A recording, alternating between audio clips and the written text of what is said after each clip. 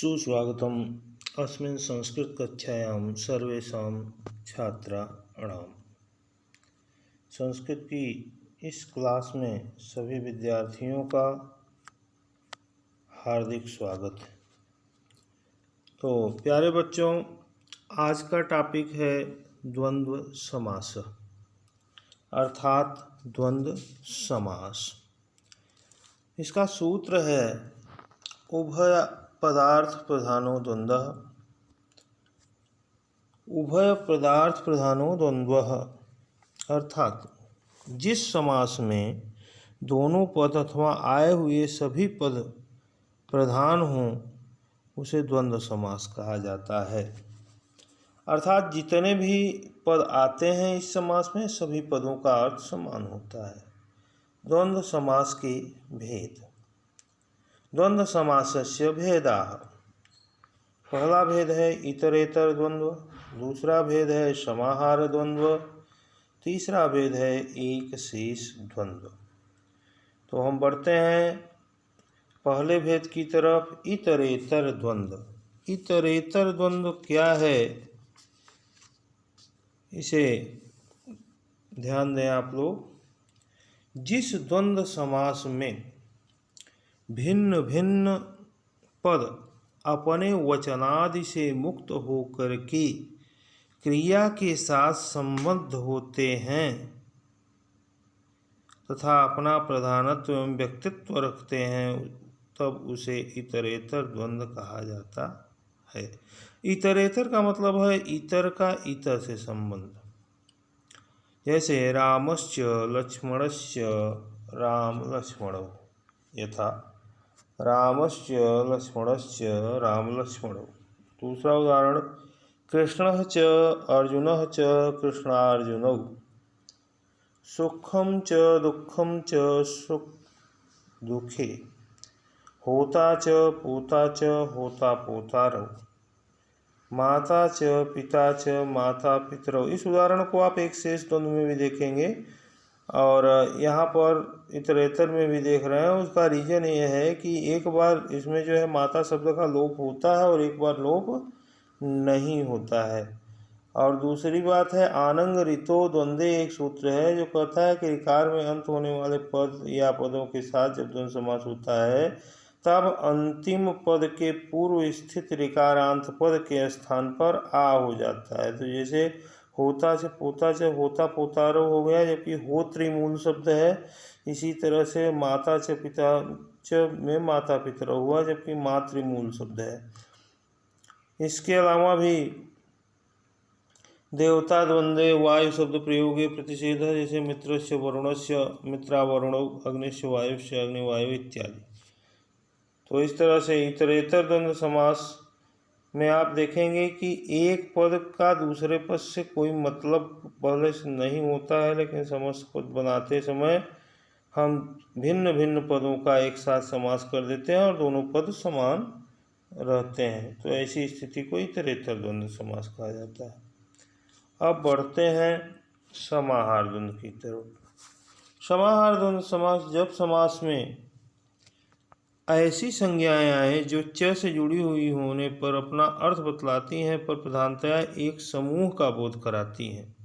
अर्थात वो च से तो जुड़ी हों लेकिन मुख्य रूप से एक समूह का बोध कराएं, एक ग्रुप का बोध कराएं, तो ऐसी स्थिति में इस समास को क्या कहा जाता है, समाहार द्वंद्व कहा जाता है। जैसा कि उदाहरण आपके सामने प्रस्तुत है, मार्दंगिकश्च पाणविकश्च होना चाहिए, तयोः समाहार मार्दंगी पाणविकम। अब यहाँ पर मृदंग और पणव अर्थात पखावज बजाने वाले व्यक्तियों का एक समूह है जिसे मार्दंग पाणविकम कहा गया। रथिकाश्च स्वारोहश्च तयोः समाहार।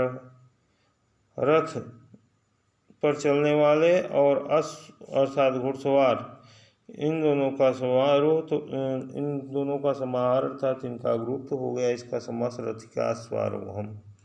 यहाँ पर देख रहे हैं कि पूरा पद जो है एक समूह का बोध करा रहा है और प्रायः नपुंसक लिंग में यहाँ भी बन रहा है।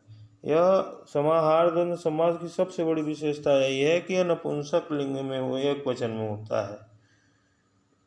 और प्राणी वाद्य से नाद आदि अंगों का समाहार द्वंद्व समास एक वचन में होता है। इसका सूत्र है द्वंद्वश्च प्राणी तूर्य सेना अंगानाम। तो हमने दो उदाहरण दिया, देखिए और एक उदाहरण लेते हैं इसमें गोधूमश्च चणकश्च गोधूम चणकम। देखिए इसमें जाति और प्राणियों के नाम में भी एक ग्रुप का बोध हो रहा है, तो यहाँ पर गोधूम चणकम पद बना। इसी तरह से विशिष्ट लिंगो नदी देशो अग्रामा, जैसे गंगास्य सोणस्य गंगा सोणम, कुरुश्च कुरुक्षेत्रस्य कुरुक्षेत्रम। तो इस तरह से मतलब कि विशेष स्थान का बोध होने से हो जाएगा ये समास। इसी तरह से जन्म वैरी होने पर सर्पश्च नकुलस्य तयोः समाहारम सर्प नकुलम, जिनका कि एकदम विरोध शाश्वतिक है। इसी तरह से आप और उदाहरण भी ले सकते हैं। अब अगले समास में बढ़ते हैं। एक शेष द्वंद्व। एक शेष वास्तव में एक वृत्ति है। हमने पिछले वीडियो में ही समझाया कि समास भी एक वृत्ति है, और उसी तरह से एक शेष भी यहाँ पर वृत्ति है, क्योंकि 5 वृत्तियाँ होती हैं। कृत तद्धित समास एक शेष सनात्यंत धातु रूपा पंचवृत्तयः। अब वृत्ति क्या है?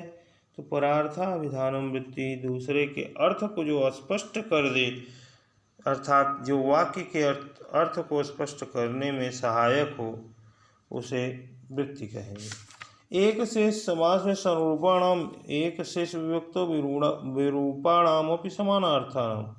कहा कि समान रूप वाले में भी एक शेष रहेगा, अर्थात एक ही पद शेष रहेगा, और जो असमान शब्द होंगे उनमें भी, जैसे ब्राह्मणस्य ब्राह्मणीच ब्राह्मणौ, अजः च अजा च अजौ, चटकः च चटका च चटकौ, वक्रदण्डस्य कुटिलदण्डस्य वक्रदण्ड कुटिलदण्डौ, घटस्य कलशस्य घट कलशौ।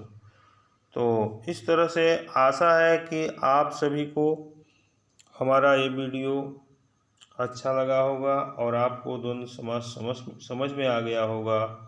यह समझ में आ गया है तो एक आपसे रिक्वेस्ट है कि आप हमारे चैनल को ज़रूर सब्सक्राइब करिए, तथा हमारे वीडियो को लाइक और शेयर करना न भूलें प्लीज़।